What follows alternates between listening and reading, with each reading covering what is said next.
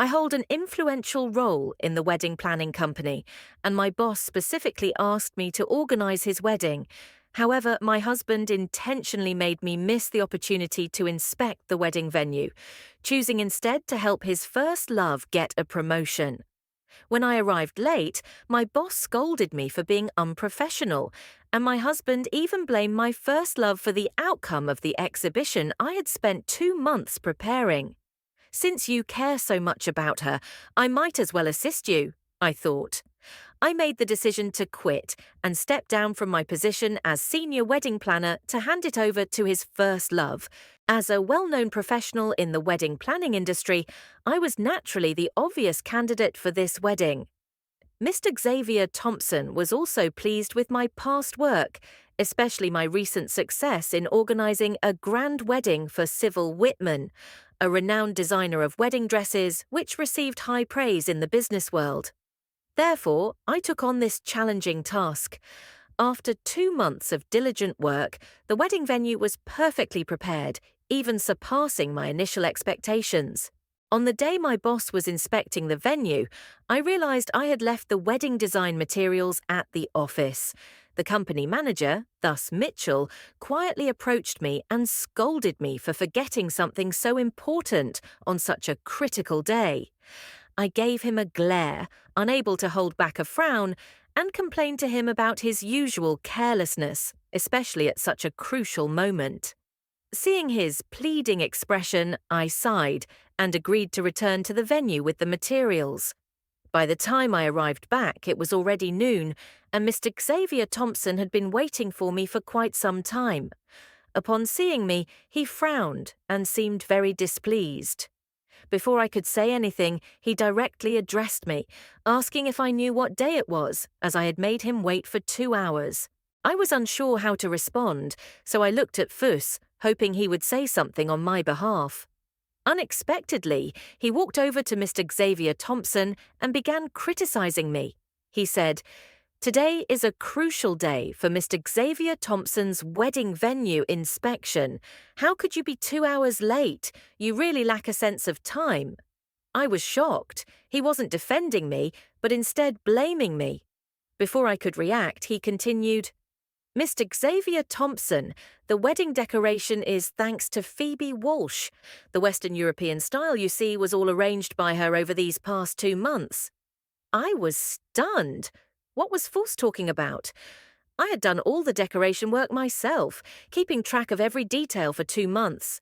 Mr. Xavier Thompson's face brightened at this, and he turned to admire Phoebe, who was busy nearby. He remarked, "She really did a great job, and I'm very pleased with the overall effect." Fuss immediately agreed and pulled out a wedding plan, which was supposedly Phoebe's design for Mr. Xavier Thompson. "Take a look and see if it matches your ideas," Fuss suggested. At that moment, I realized his forgetfulness had been a carefully orchestrated trap. Mr. Xavier Thompson was very pleased with the plan and seemed satisfied. However, I seized the moment and said, "In that case, I'll withdraw from the on-site decoration of this wedding." After resigning, I returned to the office, but the events with Phoebe and Fuss lingered in my mind like a sharp thorn. Fuss and I had been married for 3 years, and I had heard rumors about his childhood friendship with Phoebe. They were each other's first loves, and I had believed that Fuss had long forgotten the past. However, his actions that day made everything clear. His first love was still the one he cared for the most. Not long after Phoebe returned to the office, she came to my desk with a tone laced with sarcasm, saying, "Oh, Maeve, I'm so sorry I stole the spotlight from you. It's really my fault." I looked up and shot her a dirty look, asking if she was here to apologize or mock me. "Of course I'm apologizing, but don't blame Fuss," she said smugly. "He's just concerned about me."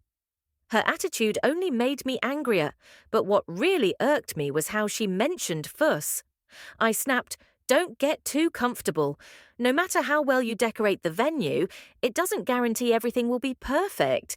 The next rehearsal and the wedding day arrangements are crucial. Don't make any mistakes." As I finished, Fuss appeared, looking pale and upset. "Maeve, can't you stop being so jealous?" he accused. I was just defending myself, but he didn't even give me a chance to speak before asking Phoebe if she was okay. He told her, Maeve is narrow-minded and likes to bully others at work. She never does things well herself, but always blames others. I couldn't believe Fu saw me this way. Angrily, I confronted him. Am I petty? Do I bully people at work? And am I jealous? Do you even know what you're talking about? Before I could finish, Fuss scolded me. Isn't that right? How long have you been a top wedding planner? Have you ever given anyone else a chance? You've been in this position so long, and the moment a newcomer appears, you try to put them down. To be honest, if it weren't for today, I would have had enough of you. My colleagues stared at me with confused expressions. I stood there, stunned, not expecting Fuss to accuse me of such things and defend his first love. I had given up my own dreams to help Fuss when he got promoted, even changing companies to support him. I didn't expect this decision would lead to me being overwhelmed with work and, ultimately, the death of my father-in-law. Since then, Fuss had become a different person, constantly complaining that I should stay at home as a housewife. Looking back at all these years, I felt incredibly resentful. After work, I was exhausted and could only watch as Fuss got into the car with Phoebe. A few days later, I printed out a divorce agreement, knowing my marriage was beyond saving. But as I was leaving the law firm, I received a message. There's a company dinner tonight. Don't forget to come. It was from Mr. Xavier Thompson's secretary, with the dinner address attached. I quickly checked the location and headed there. By the time I arrived, my colleagues were already seated. Fuss and Phoebe were sitting together, completely oblivious to my arrival, acting all affectionate and like newlyweds. Seeing this only added to the chaos in my mind. My heart was filled with even more pain and fury. In a burst of anger, I grabbed the chrysanthemum tea on the table and splashed it directly onto their heads. Fuss looked stunned at first, but when he regained his composure, he became angry. He stood up and shouted at me, "Maeve, what are you doing?" The surrounding area fell silent, and I coldly replied, "You were having such an engaging conversation, so I thought this cup of chrysanthemum tea would help cool things down. Don't let your desires cloud your judgment." My sarcastic remark only made Fuss's expression even more hostile, and he yelled back at me, "You crazy woman! Don't make such unreasonable accusations. Phoebe and I have nothing going on. What's your problem?" Seeing Fuss like this, I felt a twinge of disappointment. I then pulled out the divorce agreement I had prepared earlier and threw it at his face. "Fuss, there's nothing more to say. Let's get a divorce." With that, I turned around without caring about anyone's opinion and walked out of the restaurant. A few days later, after the wedding rehearsal had concluded, I entered Mr. Xavier Thompson's office, sensing that the atmosphere inside was tense. "Phoebe, is this what you call a rehearsal?" Mr. Xavier Thompson's loud voice echoed through the office as the sound insulation was poor. "When I handed this project to you, I didn't expect you to embarrass yourself like this at the wedding." Phoebe apologized, saying, "I'm sorry, Mr. Xavier Thompson. Please give me another chance and I'll make sure it's right this time." After some time, Phoebe finally exited the office, her face as red as an apple, clearly embarrassed by what had transpired. Shortly after, Fuss entered the office. I knew exactly what he wanted, so I followed him inside. "Mr. Xavier Thompson, Phoebe is new, so it's natural for there to be some mistakes. Now that it's just the rehearsal, this is the perfect time to spot any issues. Once they are corrected, she'll be able to deliver the results you expect tomorrow," Fuss said. I pushed the door open and overheard him speaking for Phoebe. He turned around abruptly, and upon seeing me, his face immediately turned cold. "Maeve, what are you doing here? You think this mistake will give you a chance? Forget it." At that moment, I lost all trust in him. I never imagined that, even at this point, Fuss still thought I was trying to steal Phoebe's spotlight. I decided to ignore him and walked straight over to Mr. Xavier Thompson. "Mr. Xavier Thompson, I don't think I'm cut out for wedding planning, so I've decided to resign." It didn't take long for my resignation to be accepted, as Mr. Xavier Thompson agreed immediately, especially following the earlier misunderstanding at the wedding venue. After gathering my things, I left the office where I had worked for over a year. For the next few days, I enjoyed a peaceful life, but then 3 days later, my phone suddenly vibrated. "Maeve, are you free right now?" It was Mr. Xavier Thompson, and there was background noise. "What's wrong?" I wondered. I immediately suspected something had gone wrong at the wedding venue. Sure enough, Mr. Xavier Thompson quickly explained, "The equipment at the venue has broken down. Can you come and help?" At first, I wanted to ask about Phoebe, since she was the main person for the wedding, but I held back, realizing that this could be an opportunity to see her in person. I agreed to help. Just as I hung up, Sybil Whitman, the renowned wedding dress designer, sent me a message. "Maeve, are those things you posted on your social media true? Did you really quit your job recently?" Sybil was a year ahead of me at university, and we became close due to our shared passion for wedding dress design. I had helped her with her wedding, and now she was a celebrated designer with her own brand. Before I could reply, she quickly added, "Never mind, it doesn't matter. Do you still want to design wedding dresses?" I was pleasantly surprised that she remembered my dream of becoming a wedding dress designer, so I eagerly agreed. As soon as I replied, Sybil called me. Not wanting to worry her, I explained everything about the wedding venue. "Is there such a thing? I want to go too. I want to see the action." I hadn't expected Sybil to stand up for me, but I didn't object. She drove me to the wedding venue, where we found chaos. Mr. Xavier Thompson's assistant hurriedly explained the situation, and I began inspecting the equipment. It became clear that the issue was more than just sound. It was a serious safety hazard. The chandelier above the wedding stage wasn't properly secured. Phoebe, who was supposed to be handling these issues, was backstage crying and hadn't attempted to fix anything. This was exactly what I had expected. I quickly took charge, rearranging the equipment and ensuring everything was safe. As a result, the wedding went off without a hitch. Afterward, Mr. Xavier Thompson personally thanked me, saying, "Maeve, I really owe you one. If not for your help, the wedding would have been a disaster." Fuss, who had been standing nearby, looked like he wanted to speak, but was hesitant. A thought of revenge stirred within me. "Fuss, are you trying to cause trouble again? Last time you claimed you left the wedding plan at the office and made me wait for 2 hours, but you were still late. Now, are you making excuses to get me into trouble?" As soon as I said this, Mr. Xavier Thompson's expression changed, and he asked Fuss in a serious tone, "Is that true, Fuss? Did you really make Maeve leave last time?" Fuss, not expecting me to ask, looked instantly uncomfortable and tried to explain, "That's not how it happened. What Maeve said is nonsense." Without missing a beat, I threw the project report in his face. "This is the project book I took from your office. The company has surveillance cameras. Do you want to check them? By the way, there are cameras at the wedding venue too. We can review the footage from the past few months to see who was actually in charge of this project." My challenge left Fuss speechless, and his silence spoke volumes to Mr. Xavier Thompson. I finally understood what had happened. "Fuss, from now on, neither you nor Phoebe need to come to work anymore," Mr. Xavier Thompson said. Fuss's face turned pale, and his lips moved as if he wanted to speak, but no words came out. After a long pause, he finally turned and left the wedding venue. "Maeve, I didn't handle things properly before, and I truly apologize," Mr. Xavier Thompson said, his tone softer. "As for your resignation, it's a shame for the company to lose someone as talented as you." After Fuss left, Mr. Xavier Thompson looked at me again, his tone more gentle and almost pleading. Before I could respond, Sybil, who was standing beside me, interrupted. "Mr. Xavier Thompson, you really know how to charm people. You bullied my Maeve earlier, and now you think a simple apology will make everything okay?" Sybil's words made Mr. Xavier Thompson's expression darken.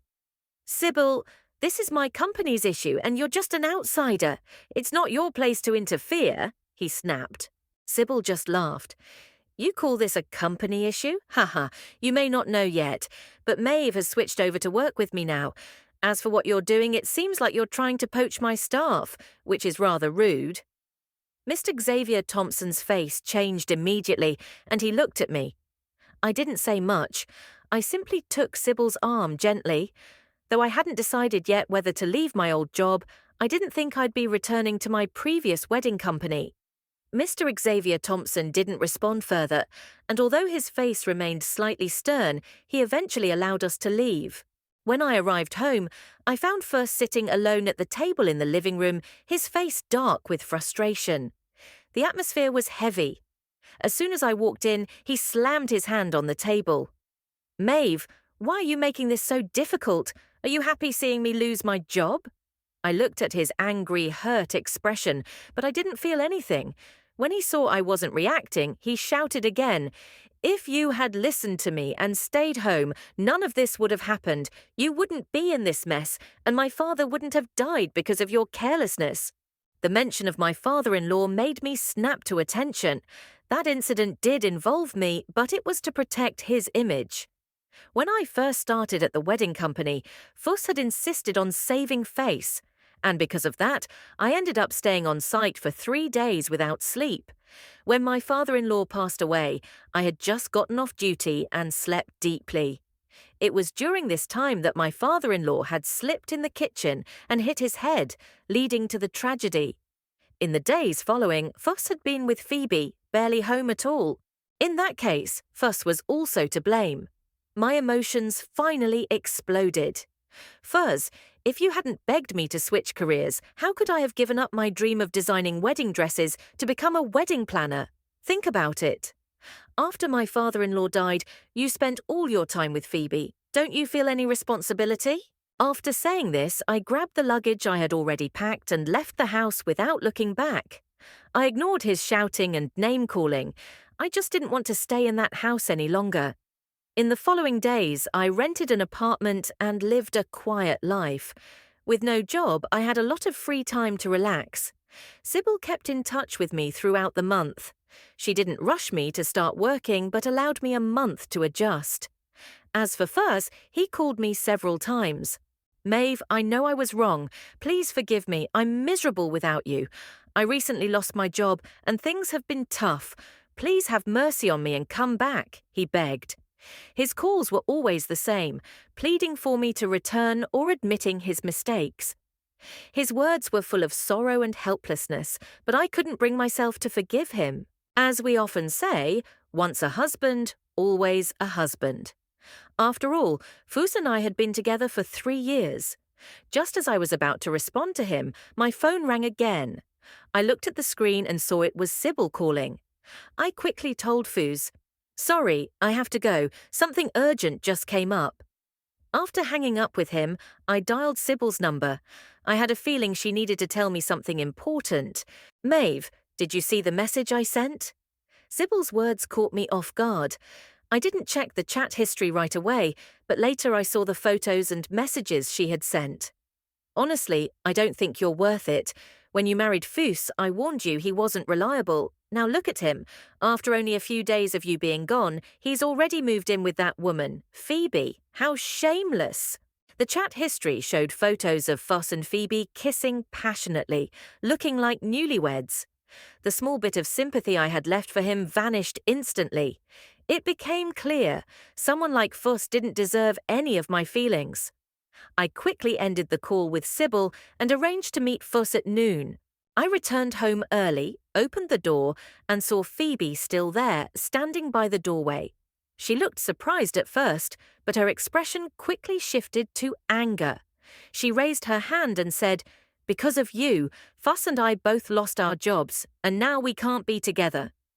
Just as her hand was about to come down, Fuss appeared and moved her aside. "Maeve, why are you here so early?" Fuss asked, his tone full of shame. "What's wrong? Can't I come back?" I shot back. "Of course I can come back." "No, of course not." Fuss hastily shook his head. "Let me explain. Phoebe and I had a conversation this morning. I spent some time with her. Seeing that it was getting late, I invited her to a meal. As for her previous behaviour, just forget about it. She's been through a lot, and since she lost her job, she's been a bit out of control. I had to admit, Fuss was quick to come up with an explanation, but it didn't impress me. I was even more irritated with him. Don't take it to heart, Fuss continued. Maeve, I'm not the forgiving type. How could I just let something like that slide? I responded, I'm not one to forgive so easily. Just then, I recalled Fuss's earlier comment about me. His face tightened as he asked, Maeve, what are you going to do about it? I smiled coldly and replied, Of course, I'll make her kneel and slap herself twice. That will make me feel better. Unexpectedly, Fuss's face fell. Maeve, aren't you going a bit too far? I've already explained everything. Why do you insist that she apologize before you'll let it go? His continuous support of Phoebe disappointed me deeply. I thought to myself, well, it looks like dogs really do belong together. If you don't apologize, then let's just get a divorce. As for Phoebe, I promise I won't be concerned with her anymore.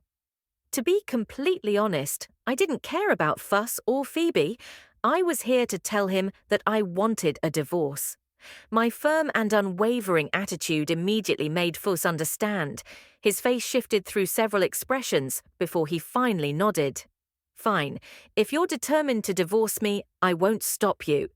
Hearing him say that, I immediately took out the divorce papers I had prepared earlier from my bag and handed them to him.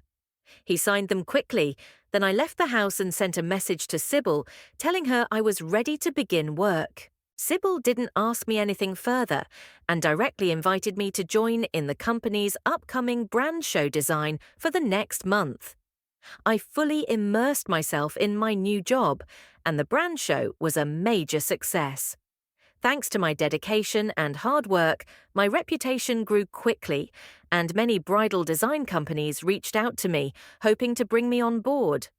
I did agree to consider them, but ultimately I decided to stay with my senior colleague. Unexpectedly, a few days later, Fuss showed up downstairs at my company. Maeve, I've been doing a lot of thinking, and I know I've made a lot of mistakes. I'm sorry. I'll support whatever you want to do. As long as you're by my side, I'll be happy, he said. His apology didn't make me forgive him. If anything, it left me more confused. What do you want now? I asked coldly. Maeve, I just want to get back together.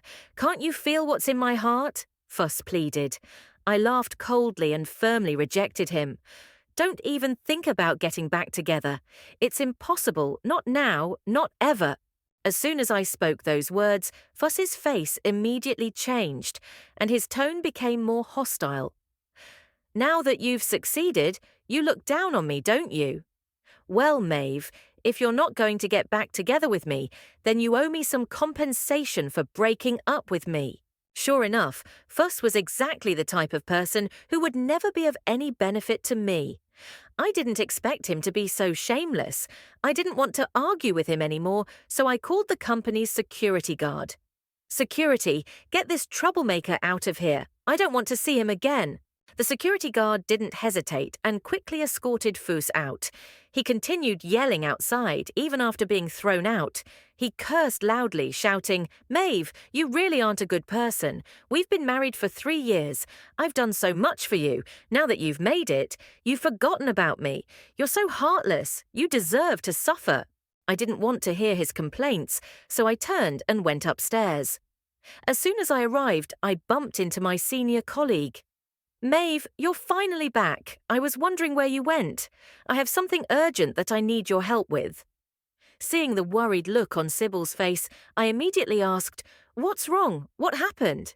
Without hesitation, Sybil responded, Wasn't the last fashion show a huge success?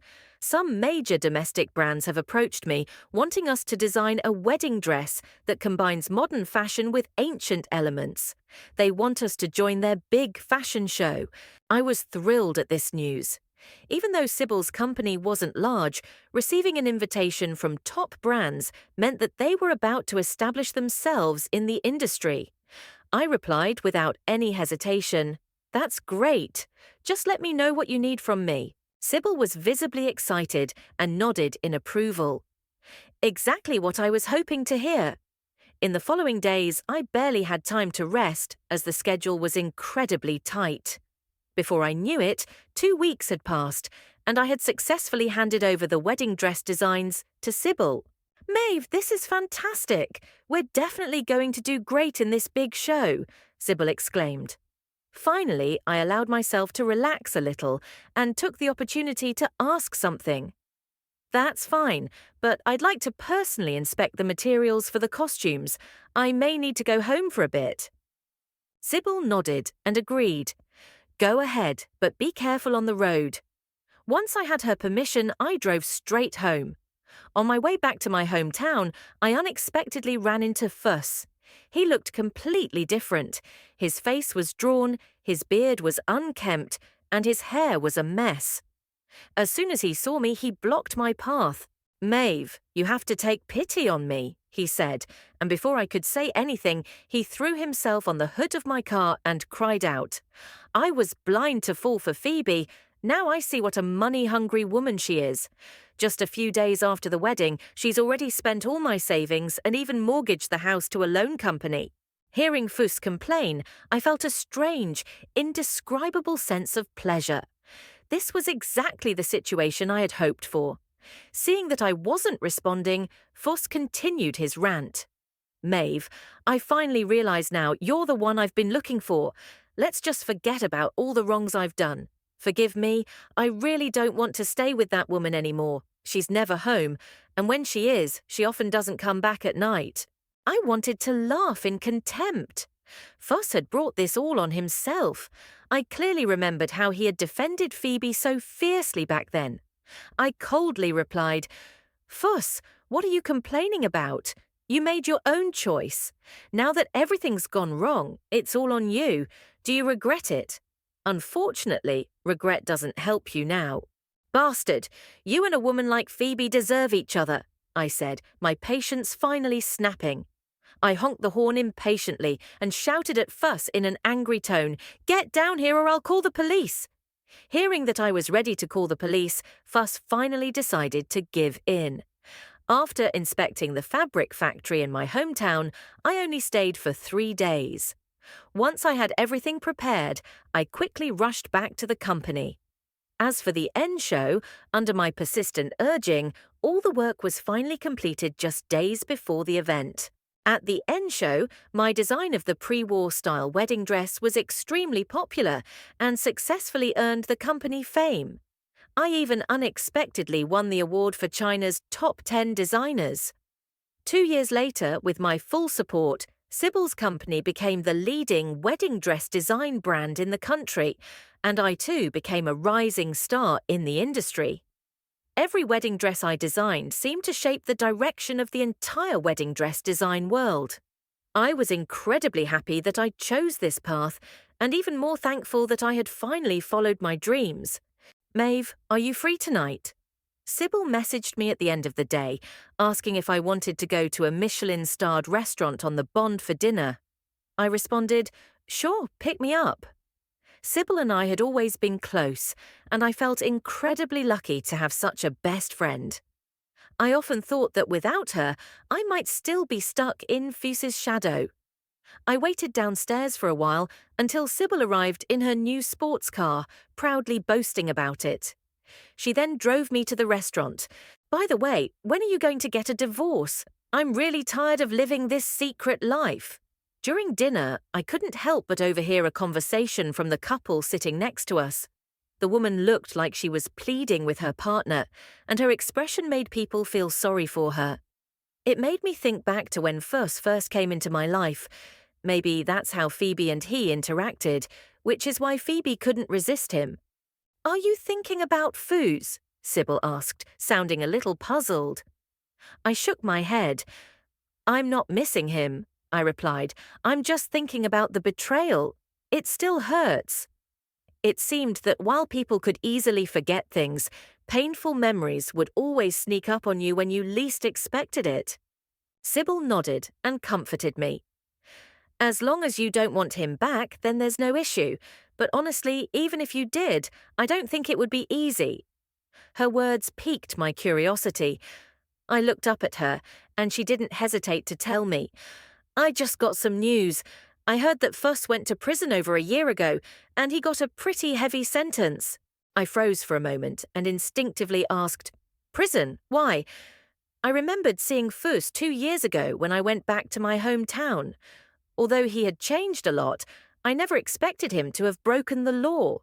Sybil continued, I heard that he drugged someone and locked them up. The situation was a complete mess. After listening to Sybil's explanation, I was even more confused. Drugging and imprisoning someone? What does that have to do with Phoebe? Sybil shrugged impatiently. Who else could it be? This incident caused a huge uproar, and there was a lot of online discussion about it. If Phoebe's backer hadn't brought up all the search terms, I bet you could still find related keywords today. Sybil continued to explain. Apparently, Fuss did all of this because he couldn't handle Phoebe's unpredictability. Even while he was in prison, he still tried to ruin Phoebe's reputation. In the end, a sponsor stepped in and suppressed the search results, which led to Phoebe and Fuss completely cutting off contact. I couldn't help but sigh. But didn't he bring this upon himself? I said.